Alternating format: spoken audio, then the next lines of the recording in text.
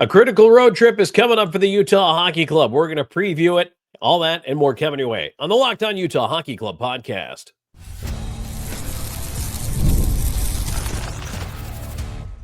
You are Locked On Utah Hockey Club, your daily podcast on the Utah Hockey Club, part of the Locked On Podcast Network, your team every day. Welcome to the Locked On Utah Hockey Club podcast. I'm veteran NHL voice Tom Callahan, joined by longtime team analyst Robin Leano, and together we are the dynamic duo that brings you the Locked On Utah Hockey Club podcast every day. Thanks for making us your first listen each and every single day when it comes to talking about the UHC, and there's plenty to talk about here coming up on what's going to be an incredibly busy weekend, a 3-game road trip as they take on Tampa Bay, Florida, and Chicago before heading back home. And April is right around the corner. Robin, as we open this road trip, Utah Hockey Club is on the outside looking in. Quite honestly, they need some help. But to a man, as you would expect, in that locker room, no one is giving up. And they're looking at going 3 for 3 on this Eastern swing. I mean, I like to hear, but there's there's motivation in there, that they've got that level of push in there. But you know, I wonder, and it's just now become the even though I am an optimist, I do have that pessimist side in me that's just like, at what point do I believe them? Because this team is just inconsistent. They'll string together some great games, but then they'll throw the absolute goose egg, and I'm like, yeah, no, they can't do it. I have a sticker on my laptop of the Loch Ness Monster saying the important thing is that I believe in myself. And I feel like that's where we're at with the Utah Hockey Club. They have to believe in themselves at this point because they do need help, but you're not going to get there without winning hockey games. And the way that Detroit game went, there's a bunch of different ways you can look at it. Somebody had the hockey voodoo doll out and everything just bad break, bad bounce. It can be deflating. And I think it was, quite frankly, the mood after that game was deflated. That was a difficult loss against a team you should have beat, especially when you only give up 4 shots through the first 30 plus minutes of the game. That's hard to reconcile. So while that might feel deflating, the good news is you're opening this road trip with a Tampa Bay team you beat 6-4 on home ice in the game directly before that loss to Detroit. So, Robin, if there are any positive thoughts fresh in the memory banks, I would think it comes out of that Tampa Bay win. Yeah, absolutely. And I feel like you can use that as memory, kind of like remind yourself, maybe look at the film and be like, all right, what did we do right in this game? What did we do right against the Tampa Bay last time? Were we able to string together a really good win for that? How can we replicate it?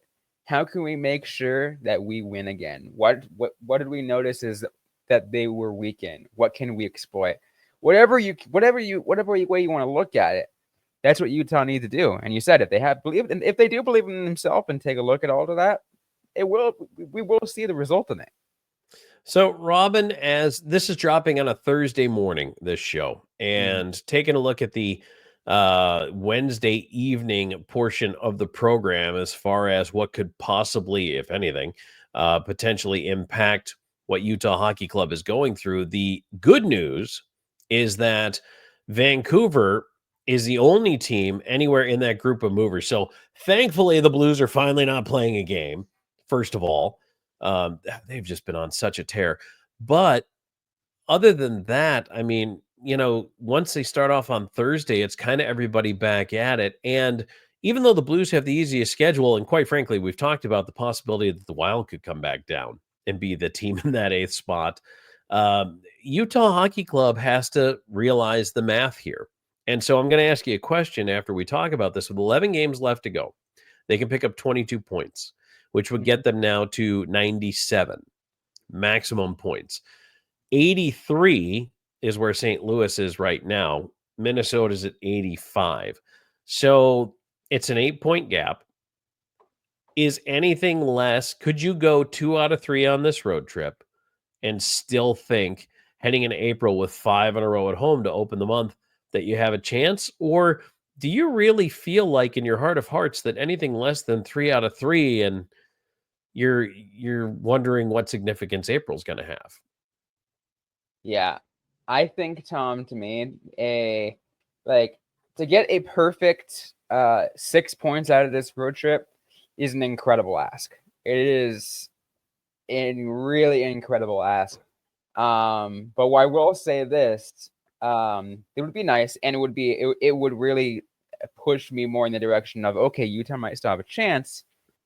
And this is still a huge ask, but to me, I think 5 out of 6 points to me is kind of like roughly on the pace I want to see this team. And like I said, it's a huge ask. We're talking 2 wins and an OT loss in this in a 3-game straight period here. Like it's such a weird way to ask it, but like it's like they need to be on that pace, on that level of pace if they want to get back in the conversation, because the Blues ain't slowing down. As you said, they said maybe the Wild will falter, maybe. Their next game is Washington on Thursday, and we'll see what happens with the Calgary Flames and how well you can catch up to them as well. I mean, I look at Utah's schedule and games that if I'm just going to go ahead and decide, okay, you're going to lose these games based on what the other team is. Ordinarily, I would have thought Tampa Bay, but I thought they played Tampa Bay well. So I'm going to give them the win there. But the games I think they might lose, there's really 3 and then a half. So I've got Winnipeg, Dallas, and Florida, I think, are losses. So that's 3 losses. So the Kings, Calgary, St. Louis, and probably this Tampa game are iffy, could go either way. To me, if you win all the iffy games and you only lose 3 of your remaining 11, that's 16 points. 16 points from 75 puts you at 91. Now, that means Minnesota would have to, and they have a game in hand, so Minnesota would have to just pick up 6 more points the rest of the way for you to finish tied with them. St. Louis would have to just pick up 8 more points for you to finish tied with them. That's going 8-3. So that just kind of gives you an idea of how tall the ask is here for Utah. But again, impossible. It's not impossible, and I will say this: you should beat the Blackhawks. I mean, they didn't beat the Blackhawks last time, but you should beat the Blackhawks, right? It's a game. The game against the Flames is an incredibly important game. Must win. The game against the Blues, the season finale, is a must win. Even if the Blues are already locked into a playoff spot at that point, it's just because those extra standing points. Your 2 games against the Predators, must wins, and I'll say those absolutely. And then you kind of just take your pick from the rest of them. A lot of those iffy games. Got to beat Seattle. Got to find a way to beat the Kings. Got to find a way to beat the Seattle and the Kings. There you go. And then you take a look at the others. Okay, they've shown they can beat the Lightning. Maybe you can throw in a win there. But any of those, like the really tough ones, the Panthers and the Stars and the Jets, like, to me, Tom, like, again, you said you're not expecting them to win every single game. But to me, if Utah can manage to at least force the overtime period and get that extra point, I will be happy. Well, and that's the other thing, too. Single points would go a long way. So if you lose, try not to lose in regulation. Do not lose in regulation. At least get to the overtime period. Yeah, absolutely. Like at that point, like if they take care of business elsewhere on the schedule, like I don't care if they lose that game and within 2 seconds of the overtime period, you still made it. You still get the standing points. Points a point. I mean, would it be cool if they still get all the extra point? Yeah, that's a huge bonus. I mean, you're there. You might as well win. A point's a point, though. Yes. But they can't. I agree. They can't do that entirely down the stretch, and that's why I pointed out there's games that they need to win. There's and then there are games that they absolutely should win, And then those iffy games that you talked about. Those are the ones that if they can make it to the overtime period, I'll be happy. So, want to know what the listeners, the viewers think? Do you think they can make it? Is 8-3 good enough, or do they need to go something crazy like 11-0, 10-1? Let us know your thoughts in the comments, and you can reach out to us on social media. We're going to talk about the Tampa Bay game, which kicks off this road trip. As you're hearing this on a Thursday, the game is slated for Thursday evening. Don't forget, because it's Eastern time, it's a 5 o'clock Mountain Time start. We're going to break that down for you here in just a moment. And today's show is brought to you in part by Trade Coffee. Hey, if you're like me, your mornings have to start with a good cup of coffee. But you know what? I got tired of the grocery store brands. They just weren't cutting it for me, right? So that's why I turned to Trade. Let me tell you, the coffee, fantastic. Trade is the #1 specialty coffee marketplace in the United States, bringing you fresh coffee from over 50 of the country's top roasters. Their experts have taste tested thousands of coffees. And if you guys are hiring, I would love that job. Curating over 450 amazing roasts. Whether you're new to coffee or you know exactly what you want, they'll handpick the perfect match for you. So just because I had never really heard of Trade before, but then I started looking into it and I said, you know what? I'm going to take this quiz. They have a quiz. And in under a minute, they take into all these different considerations. Do you like whole bean? Do you like it ground? Do you like dark? Do you like light? What are the flavors you might be looking for in your coffee? If you're like me and you're big on your flavor profile, I matched with a flavor profile. And so it comes down to giving you these recommendations, and they give you a roast that it's fresh, smells amazing, tastes even better. And look, I know coffee. I took the quiz and I was still impressed with what they came out with. So think about that. Maybe you even want to do that if you think you're too good for it. I'm telling you, you're not. It's time well spent. Here's the other cool thing. If you don't love your first bag, don't worry about it because Trade will replace it for free until they get it right. Right now, Trade is exclusively offering our listeners and viewers 40% off your first order at drinktrade.com/LockedOnNHL. That's drinktrade, which is TRADE.com/LockedOnNHL for 40% off your first order. drinktrade.com/LockedOnNHL. Tom Callahan, Robin Leano here with you as we are going to take a look at the Tampa Bay game coming up here. And again, tell your friends about the pod if you like what you're hearing. If you think we're way out of our tree, but you think we're funny, that's also worth a thumbs up, I think. So, yeah, let us know what you think in the comments as always. But Robin, looking ahead to this Tampa Bay game, I'm going to label this game a must win right now because they beat Tampa Bay last week. Now they're going on the road. And Tampa's going to come back and try to punch them square in the nose right from the get-go. And when we get to my keys to the game, I'm going to cover this. But if you can't beat Tampa Bay right now in this pressure situation, that to me is concerning. It is. It very much is so because Utah knows the urgency now at this point. I mean, they already. My assumption is they already knew weeks ago, right? They kind of already knew where they were in the standings and everything like that. But after that loss to Detroit, it heightened even more. They realized how much more important it is. They cannot replicate a loss like that, and because it really hurt their chances. It as I said, it went down to like in like the 5 mid to 6% range on making the playoffs. But again, it's a non-zero chance, so it still exists. They know they've beaten Tampa before, and they know they have it in there. They know they have that level of gas in them, so they need to put out in their best effort. And anything less would be a bit disappointing. It absolutely would. And I'm going to pop some keys to the game up on the screen right now. Number one follows on to what you said. Jump on them early. I think you have to get out there because you know Tampa wants to put you away and convince you that that 6-4 win last week was a complete mistake. The Utah can't sit back and weather the storm like a normal road team would. I think they need to get aggressive right off the hop and go after Tampa Bay, but do not take penalties. Stay away from their special teams. They are top 10 in both categories. Their power play, I think, is top 5. Penalty killing is 7th.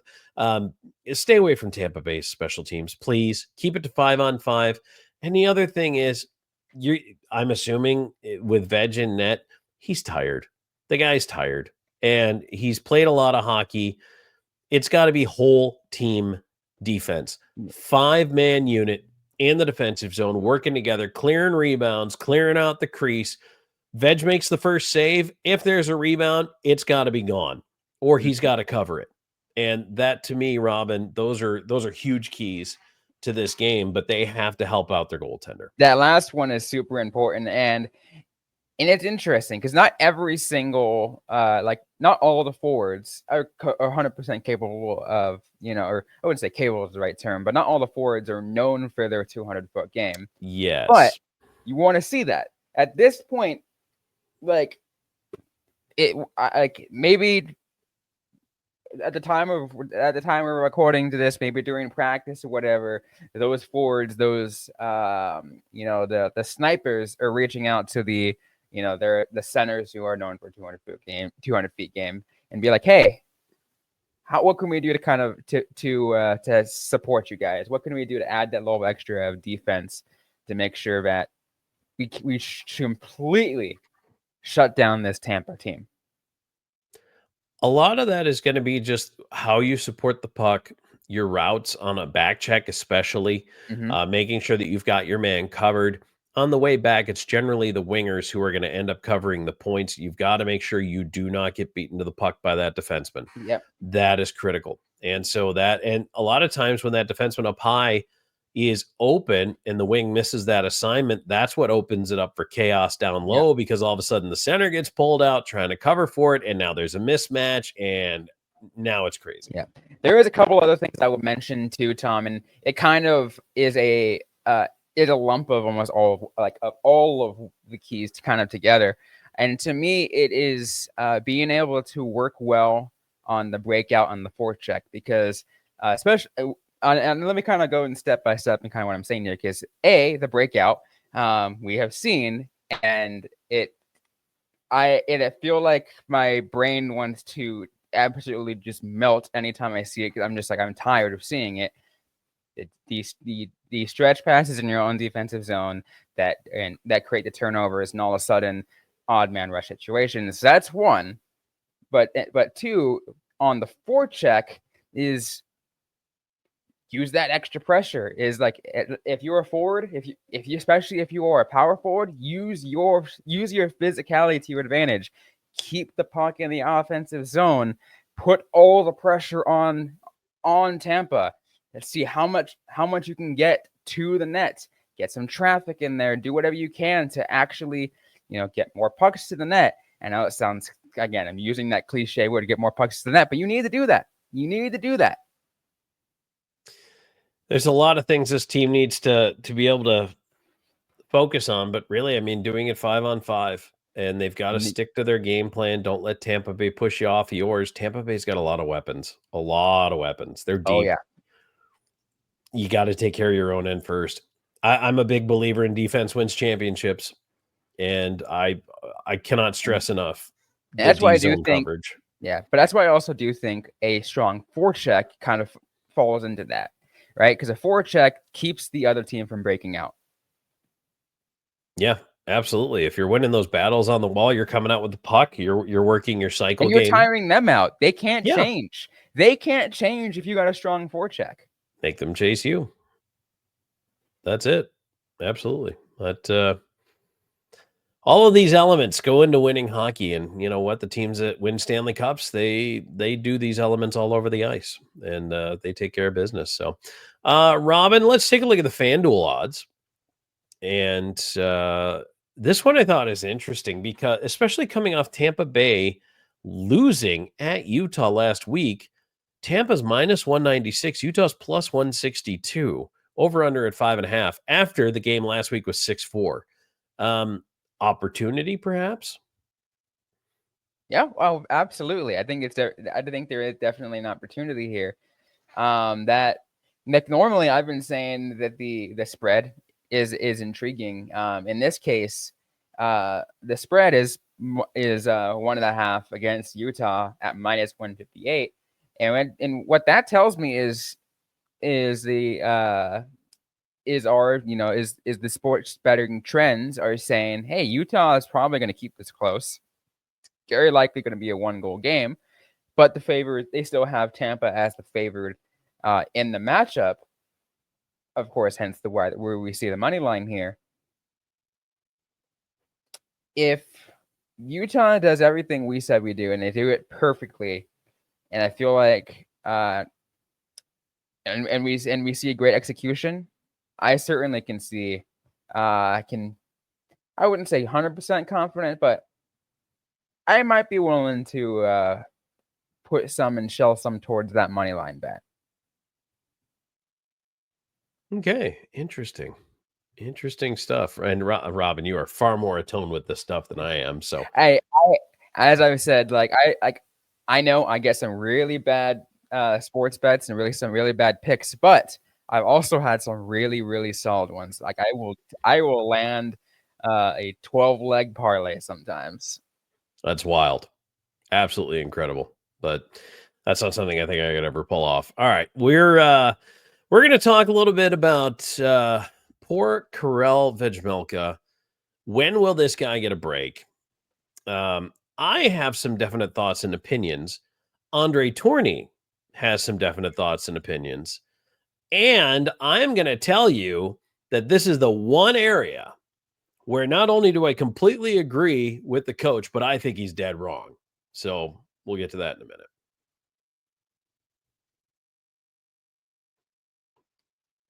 And today's episode is brought to you by Indeed. You just realized your business needed to hire someone yesterday. How can you find amazing candidates fast? Easy. Just use Indeed. When it comes to hiring, Indeed is all you need. Stop struggling to get your post seen on other sites. Indeed Sponsored Jobs puts your post at the top of the page and help you reach the right candidates faster. I know we've all been there. Maybe you're looking for someone to find a hire and the pressure's on. Every day without the right person is a huge setback. And that's exactly when Indeed Sponsored Jobs come in handy, because they'll make sure your post is seen by the right candidate now.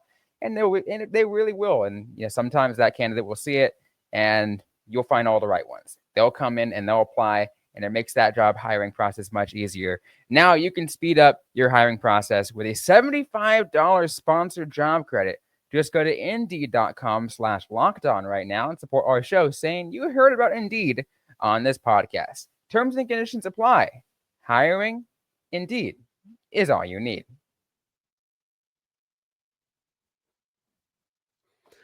All right, Tom Callahan, Robin Leano back here with you. And indeed, Robin, I have a bone to pick with head coach Andre Tourigny on this one. And so everydayers, especially the YouTube everydayers, know that over my right shoulder sits a goalie mask.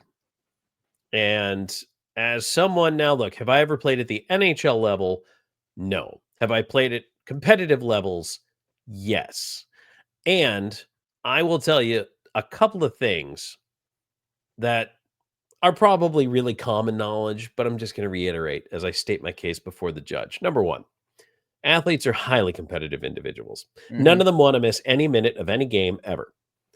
The ones that are worth a darn always want the puck on their stick, always want the ball in their hands, always want the pass thrown to them, always want to have control over the winning shot, always want to have the clutch moment with them in the spotlight. Mm-hmm. Those are the true superstar professionals. They eat that pressure and they love it. And I dare say you don't make it to the NHL without having some of that in you. So no one is ever really going to go, especially in a sport like hockey, where it is coded in that if your arm was hanging off, you would still go back out there and try to finish the game. No one's going to go to the coach and say, I'm tired, I need rest. No one. They're just not going to do it. That's why it's important for the coach to manage minutes. Mm-hmm. That's why Karel Vejmelka starting 14 games in a row, which no one has done in the last 4 years, is both dumb and dangerous. I understand the pressure to get your team into the playoffs, but it's manufactured pressure. Especially in year one of a franchise that moved to Utah, you still have a grace period here, and there's a nice little glow. You weren't supposed to make the playoffs this year. And Yep. now you're putting your goaltender, in my opinion, in physical harm's way. Not only is he mentally exhausted, he had a little bit of a snap on Monday in practice, right? Kind of got bumped into by a teammate, destroyed a stick. He was pissed. And that's mental fatigue. It really is. And it's a high pressure situation, especially after the Detroit game. Things aren't going your way. I have been advocating, and Robin, you have too, for getting Jaxson Stauber in here at some point. I understand Connor Ingram's not there for you, and it would be different with Ingram, Oh yeah. but this is ridiculous. Like, And I could not disagree more with the way they're handling him right now. yeah, you're absolutely, and we're gonna get into that in just a second. Now, I do need, of course, I've got my thoughts too, Tom, and it's absolutely crazy to me because like Jaxson Stauber, I feel like the longer they don't start him, the more I think it could potentially hurt his confidence. Because like, do you not believe in me? Do you not believe I can get a win for you? Like, I know he is still quote unproven, but at the same time, you need to get your starter rest. It needs to happen. And I will say the everydayers who've been following me for the last 4 years, dating back to when I first took over as Locked On Coyotes, know that I have been advocating for that because at the time I was doing the show. The Arizona Coyotes had what I called the three-headed monster. They had three, because it was a COVID year. They were allowed to have three goaltenders up. They had three incredibly capable goaltenders in Darcy Kemper, Antti Raanta, and Aiden Hill, and they poorly managed that. That was a different coach. That was Rick Tocchet, but he poorly managed that. Kept starting Darcy Kemper until he was injured. And they're like, all right, Raanta, you're up. Kept starting Raanta until he was injured. And then goes and starts Aiden Hill, your third string, 10 games straight without giving a single nod to Ivan Prosvetov. And I'm like, what are you doing? You realize that you're making the same mistake over and over again. And now I'm seeing this happen again 4 years later, Tom, and I am banging my head. Aiden Hill got hurt too, by the way. He did get hurt. They all got hurt. And luckily, I think Darcy, it was either Kemper or Raanta came back. One of the starters came back shortly after. I think Prosy got like 1 or 2 games in, so they got lucky that a better one came. That a closer to starter came in, but they had to manage the minutes better. Like, and I know this is a different situation because you got a proven locked-in goaltender for the next couple of years and a guy who's your starter for the Roadrunners for a while and just got called up really to replace Ingram. But you still got to be able to manage the minutes better. Even if it's sprinkling a game in there, give him at least 1 game rest. And Stauber's Group 6 free agent this summer, and then he's full UFA 2 years from now. So Group 6 is not as unrestricted, but it's still a UFA. It's not an RFA. Mm-hmm. So looking at that, he's 25. If you want to see if this kid's for real, he's got the first shutout in franchise history. Obviously, playing in Vegas didn't bother him. He was fine. First shutout. Yes. And the fact that they're grinding Vejmelka to dust really, really bothers me. And I'm going to put up the quote here, Robin, from Andre Tourigny, just to give him a say, saying that Veg should be tired.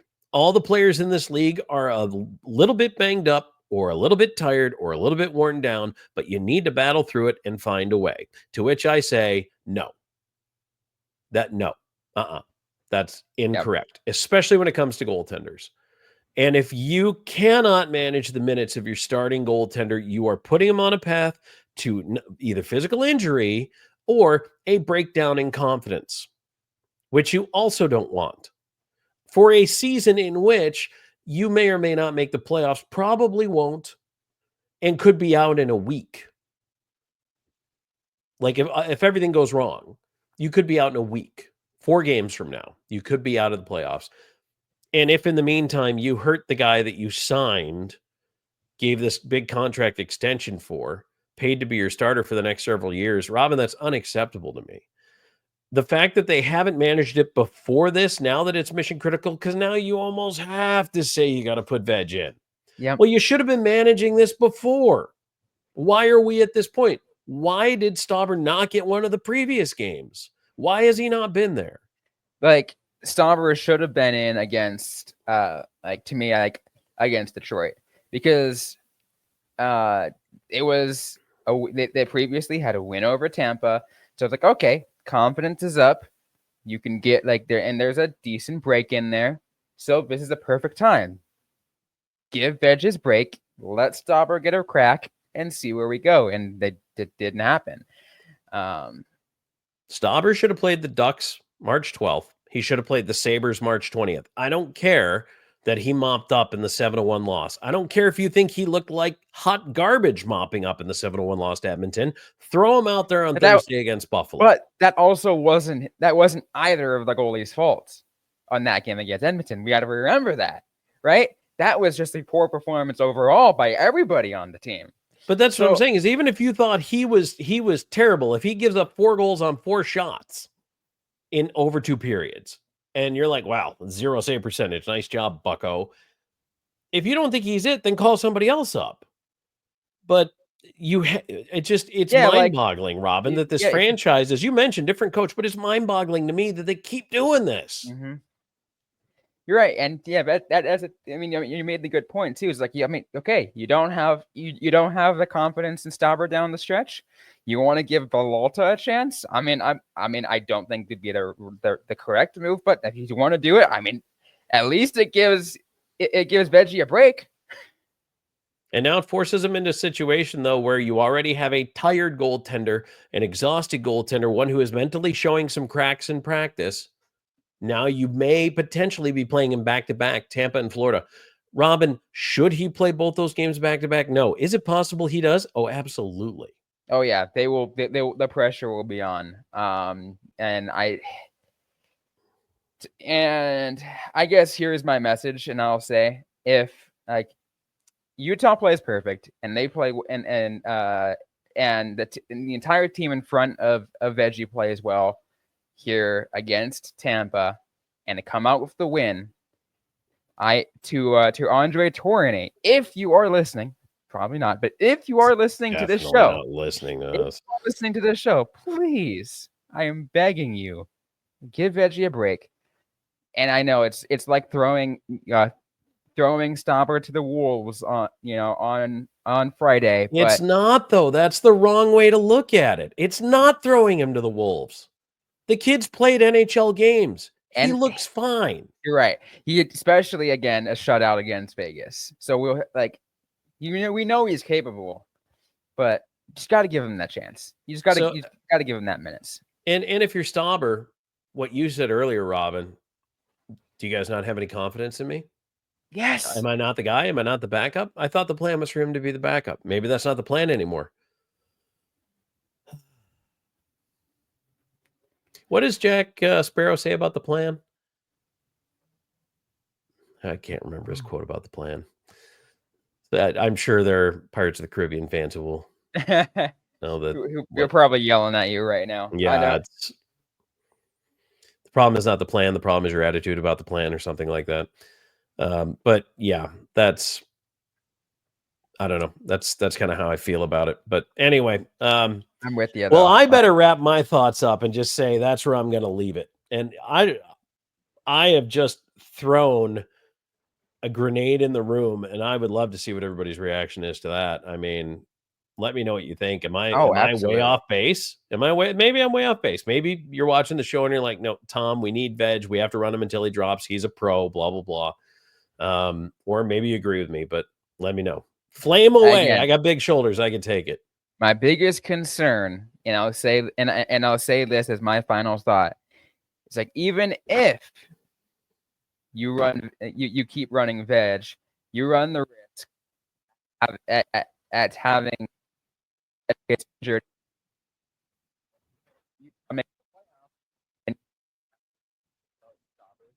through the entire playoff run. And with what we've already been seeing, like I said, if you're already hurting Stauber's confidence, not hurting him down the stretch, and not playing him at all down the stretch. What's the playoff run going to look like? Right. And I guess that's what we're going to find out. But hey, at the end of the day, I mean, I understand it's do or die time, but your goalie is but one player of 6 on the ice at all times, sometimes 5. But stay out of the box. That was one of my keys. Pay attention to my keys. Yeah. All right. I'm fired up, Robin. I am absolutely fired up right now about this. Oh, I didn't think I was going to go there today. I love that energy. We need that. We need more of that. Man. All right. So if I haven't driven you away by now, thanks for watching. We appreciate it. Robin, where can people reach out to us to yell at me about my horrible thoughts? Yeah, it's you can just go ahead and follow us at LO_NHL Utah. You can find me personally at Robin_Leano. That's on the app formerly known as Twitter. I'm also on Blue Sky at Robin Nice Time. I'm on Blue Sky at Tom Talks, on Twitter at Callahan on Air. Thanks for joining us, everybody. Well, I guess we're going to find out how Thursday goes, and the next time we talk to you, we will know. Was it a win or a loss at Tampa Bay? And we're going to reload it right away for a Friday night showdown. Don't forget those games are at 5 o'clock Mountain Time because they're on the East Coast. So as you're on your way home from work, don't forget to tune those in. So, all right, everybody, thanks for joining us. For Robin, I'm Tom. This has been the Locked On Utah Hockey Club podcast.